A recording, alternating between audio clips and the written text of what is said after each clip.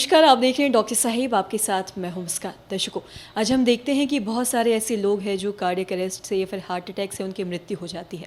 इसलिए सभी के लिए सीपीआर देना बहुत ही ज़रूरी है। क्या पता हम सीपीआर जानने से, अगर हम सीपीआर जानेंगे तो हम किसी की जान बचा सकते हैं।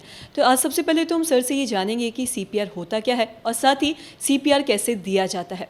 तो दर्शकों, आपको बता दें कि आज हमारे साथ मौजूद है डॉक्टर अजीत प्रधान। आपको बता दें कि बिहार ही नहीं बल्कि पूरे देश भर के जाने माने कार्डियक सर्जन है और साथ ही बिहार के पहले कार्डियक सर्जन है। सर नमस्कार, बहुत बहुत स्वागत है आपका। सर, मैं आपसे जानना चाहूँगी, सबसे पहले तो आप मुझे ये बताएं कि सीपीआर क्या होता है। सीपीआर मतलब कार्डियो पल्मोनरी रिससिटेशन को कहते हैं। जब भी पेशेंट को हार्ट अरेस्ट करता है तो खून सारे शरीर में नहीं जाता है। अगर कहीं और खून अगर 10-20-15 मिनट में नहीं जाए तो उससे कोई बहुत माने लाइफ थ्रेटनिंग डैमेज नहीं होता है, होता तो है ही। लेकिन अगर ब्रेन को आधे 3 मिनट से ज़्यादा 4 मिनट से ज़्यादा अगर खून नहीं गया तो ब्रेन डेड हो जाता है, क्योंकि ब्रेन कैन नॉट टॉलरेट कि बिना ऑक्सीजन के वो रह सके उतना देर। तो सीपीआर इसलिए बहुत ज़रूरी है कि अगर हम पहले तुरंत सीपीआर स्टार्ट कर दें तो हार्ट का जो काम है पंप करना, वो हम आर्टिफिशियली ऊपर से पंप करके हम इतना पंप करें कि हार्ट से जो निकल कर धमनी जो जा रही है ब्रेन को, वो खून ले जाए।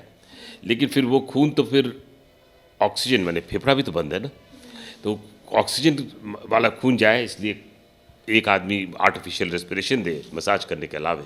हाँ, तो हम ऑक्सीजनेटेड ब्लड पहुंचा सकते हैं ब्रेन को, ताकि जब तक कि हम लोग एडवांस्ड कार्डियक हेल्प करें तब तक ब्रेन नहीं डेड हो जाए। आपको बताऊं, मैं ये 10 दिन पहले की बात है, हम लोग ने तो जब कैंप करते हैं गांव में जा कर के, तो हम लोग ने गांव में भी जा कर के आम गांव वाले लोग को सीपीआर सिखाया है।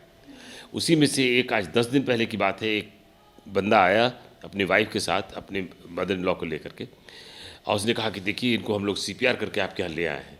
और फिर मैं खैर हम लोग ने स्पेशलाइज ट्रीटमेंट किया, वो घर चली गई। तो हमको जब थैंक्स कर रहा था तो हम क्योंकि मुझसे थैंक्स करना ज़्यादा ज़रूरी तुम्हारा है कि तुम अगर सीपीआर, वो 15 मिनट वाइफ और हस्बैंड नॉट डॉक्टर्स घर पर सीपीआर करके उसको रिवाइव करके मेरे यहाँ ले आए। तो सीपीआर हर आदमी को जानना चाहिए, डॉक्टर नहीं, कोई ज़रूरत नहीं है।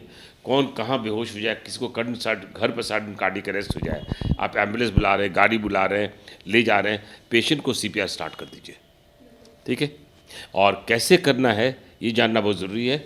ये सब कुछ आप कोई भी आदमी सीख सकता है, इतना आसान है कि कोई भी आदमी सीख सकता है। हम अभी हमारे हॉस्पिटल की सिस्टर है, नर्स है, वो आपको डिमॉन्स्ट्रेट करेंगी। और उसके बावजूद अगर आपको किसी और को इसके बारे में जानना होगा तो यूट्यूब में भी बहुत सा चीज़ है। आप लोग हॉस्पिटल में भी इत्मीनान से पहुंच सकते हैं कि सर आपको वीडियो देखे थे, हमको सीपीआर सीखना है, आपको इत्मीनान से हम सिखा देंगे, ठीक है। यहाँ पे एक पेशेंट है, यहाँ पे एक आदमी है जो पहले से या तो गिरा हुआ है या फिर मेरे सामने गिर गया है, तो अचानक से बेहोश होने की वजह हो सकती है कार्डियक अरेस्ट या फिर रेस्पिरेटरी अरेस्ट भी हो सकता है, जिसकी वजह से पेशेंट अचानक से बेहोश हो गया है, गिर गया है। तो इसके लिए सबसे पहले अगर हम वहाँ पे हैं, हमने देखा, तो फिर सबसे पहले हम तीन बातें जानेंगे: assessment, call for help and then treatment. तो असेसमेंट में सबसे पहले हम चेक करेंगे कि पेशेंट ठीक है, होश में है, नहीं है, उसका पल्स चल रहा है या नहीं, वो चेक करते हैं। तो सबसे पहले हम सीएबी टेक्निक की सहायता से हम लोग चेक करेंगे पेशेंट को। तो पहले उसका हम कॉन्शियसनेस चेक करेंगे। कॉन्शियसनेस चेक करने के लिए पेशेंट का शोल्डर है, ये पेशेंट का हेड है, ये शोल्डर है, ये लेग है। तो शोल्डर पे पहले टैप करेंगे, हेलो भाई साहब उठिए, हेलो उठिए। 3 बार हम इनको टैप करेंगे। अगर इन्होंने कोई रिस्पांस नहीं दिया हो तो फिर देन हम इनका ब्रीदिंग चेक करेंगे। ब्रीदिंग चेक करने के लिए हम चेस्ट को देख रहे हैं, चेस्ट एक्सपेंड कर रहा है, उठ रहा है, नहीं उठ रहा है या नहीं। अगर नहीं उठ रहा है, हम उसका ब्रीदिंग चेक करने के लिए नाक के पास 2 उंगली लेकर जाएंगे और कान पास में लेकर जाएंगे, सुनेंगे और फील करेंगे कि एयर पास हो रहा है नाक के थ्रू या नहीं। अगर नहीं एयर पास हो रहा है, नहीं कुछ सुनाई दे रहा है, देन हम उसका पल्स चेक करेंगे। पल्स चेक करने के लिए कॉमनली हम कैरोटिड पल्स का यूज़ करते हैं। कैरोटिड पल्स जो होता है हमारे नेक के पास में, ये जो वॉइस बॉक्स है, यहाँ से 2 उंगली पीछे यहाँ पे कैरोटिड पल्स है, जो हमारे जो सबसे बड़ी आर्टरी होती है, जो ब्रेन को ब्लड सप्लाई करती है। तो फिर यहाँ पे हम फील करेंगे अप टू 10 सेकेंड्स फील हो रहा है या नहीं। अगर पल्स फील नहीं हो रहा है तो फिर हम हेल्प के लिए किसी को बुलाएंगे।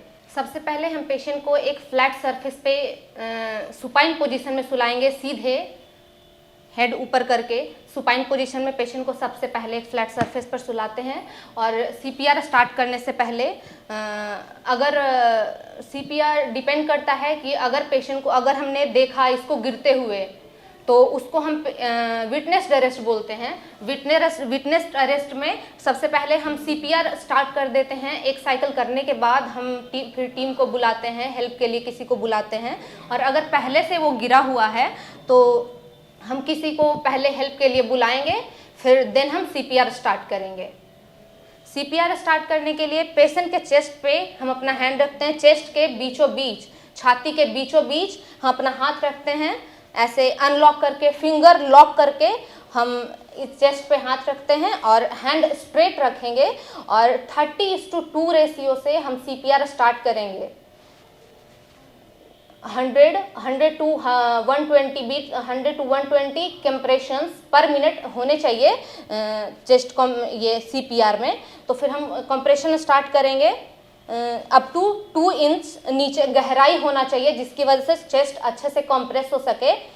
तो 1 2 3 4 5 6 7 8 9 10 11 12 13 14 15 16 17 18 19 20 21 22 23 24 25 26 27 28 29 30 सीपीआर देने के बाद अगर हम अकेले हैं तो खुद से ही पेशेंट को ब्रीदिंग भी देंगे, और अगर मेरे साथ में कोई और है तो हम उसकी हेल्प ले सकते हैं ब्रीदिंग देने के लिए।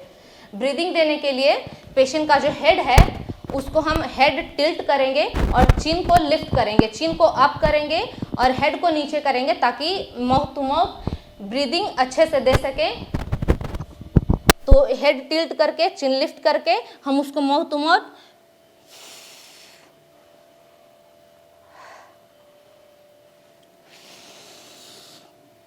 करके हम उसको 2 बार ब्रीदिंग देंगे और फिर से चेस्ट कंप्रेशन स्टार्ट करेंगे। ये हमको 4 to 5 साइकिल्स तक करनी है, 4 to 5 टाइम्स करना है, मतलब 1 साइकिल कंप्लीट करना है। और 1 साइकिल कंप्लीट करने के बाद हम फिर से पेशेंट का कैरोटिड पल्स चेक करेंगे। अगर फील हो रहा है तो फिर ठीक है, और अगर नहीं हो रहा है तो फिर से हम कंप्रेशन स्टार्ट करेंगे, तब तक जब तक कि हमारी कोई सीपीआर टीम या फिर एईडी टीम हेल्प करने के लिए नहीं आ जाती है। तो दर्शकों, आज के इस वीडियो में हमने देखा कि सीपीआर कैसे देते हैं। अगर हम भी सीपीआर देना सीख ले तो कहीं ना कहीं हम किसी की जान बचा सकते हैं। तो आशा करते हैं दर्शकों कि ये जो वीडियो है आपके लिए महत्वपूर्ण रही हो। तो आज के इस वीडियो में इतना ही। अगर आपने अब तक हमारे चैनल को सब्सक्राइब नहीं किया तो तुरंत कर ले, साथ ही हमारे फेसबुक पेज को लाइक करें। वीडियो देखने के लिए आपका धन्यवाद।